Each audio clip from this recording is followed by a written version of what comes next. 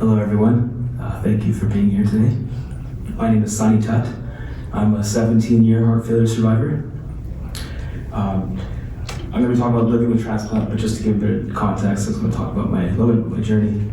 I was 18 years old. I developed very similar symptoms that Mark was talking about, and I first thought it was just maybe a flu or a cold, and after about 4 or 5 trips to the ER late at night, after not being able to sleep and complaining, so I think about the 5th time, my local hospital decided, hey, you know what, let's do an X-ray on this guy, and then they saw that my heart was greatly enlarged, and then came the formal diagnosis of dilated cardiomyopathy. I was then referred to the heart function clinic at St. Paul's Hospital, and I was being managed by them for a few years, and my condition was I developed atrial fibrillation, and then I had to get an ICD implanted. So for about the next 7-10 years, I was just living a very poor quality life. I dropped out of Simon Fraser University. Fortunately, I was living at home with my parents, just to give me a sense of hope. They let me work part-time with the family businesses, and just doing clerical work, taking long naps because of just being low energy. And as time progressed, condition worsened even more. I had an ablation procedure that also failed, and shortly after, just my EF just dropped way below 20. It was below 10, and finally I had no choice but to take the LVAD. My creatinine was pushing up to like the high 300s, and there was just no choice, nothing left, and I had to say yes. And I was on the LVAD. Recovery was a bit brutal, to be honest, but you know what, 8 months on the LVAD felt great. I was living with an EF of 30%. I was walking great distances. I was actually going out. I was living with the LVAD pretty normal.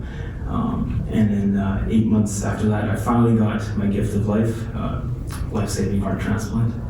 And I'm 5 years post-transplant now. The first 2.5 years were great. I started studying again, went to UBC studying urban development. I started a career in general contracting, building homes, and I was doing very well. It felt like this was a cure. I'm finally better, and I felt great. I had an EF of 60, so I'm normal again. 2.5 years went very well, and then I suddenly started feeling like slight symptoms of heart failure, shortness of breath, and I'm thinking, well, maybe I'm just working too hard. And I need to get back in the gym. And I had my wedding coming up. My wife is here as well. And my wedding's coming up, time to get in shape too. And started the regimen at the gym, and I noticed that I'm getting swelling in the ankles. Each subsequent day, you should be getting better, but I'm getting worse. I'm feeling symptoms, shortness of breath.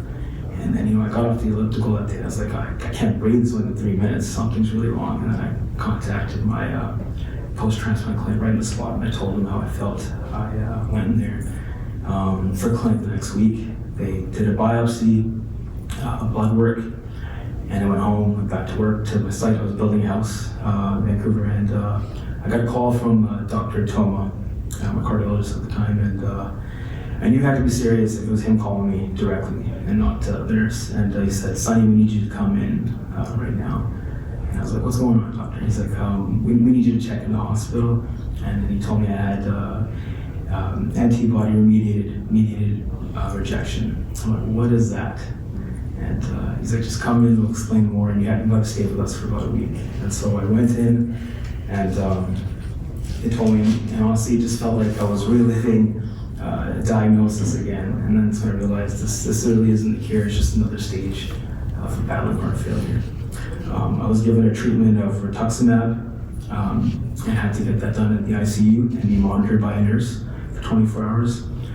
Then I went back up to the cardiac ward, and I was giving 3 cycles of plasmapheresis to remove all the antibodies, and then IVIG, which is IV immunoglobulin, to restore my immune system and give me donor antibodies, and also a drug called Rabbit, ATG. And I'm just learning a whole new regimen of drugs that are to treat this problem. And Then after being discharged from the week, I had to come back once monthly for 3 months to receive the IVIG and ATG as an outpatient.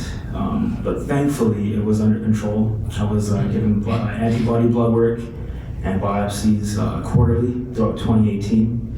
And the antibody count was decreasing. It was under control. However, I have to be on diuretics again and reintroduced to my 1.5 liter fluid restriction, which I'm on today. So my EF hasn't dropped greatly. I'm at a stable 50, 52. It's never accurate when they do the echo, but I'm not feeling that immense amount of energy, being completely normal as it was first after transplant. But it's managed. And I just had my 5-year review and had the angiogram, and everything looks good. Arteries are looking great, and I'm still at a stable 50 to 55 EF, but still on those diuretics. So you know what, I have a positive outlook as I always do, and looking forward to being stable, and you know what, maybe getting some answers on how this would happen. They've always told me this happens to 5 or 10% of post-transplant patients, and I'll just have to accept that explanation for now, and we'll see how it goes. Thank you very much for your time.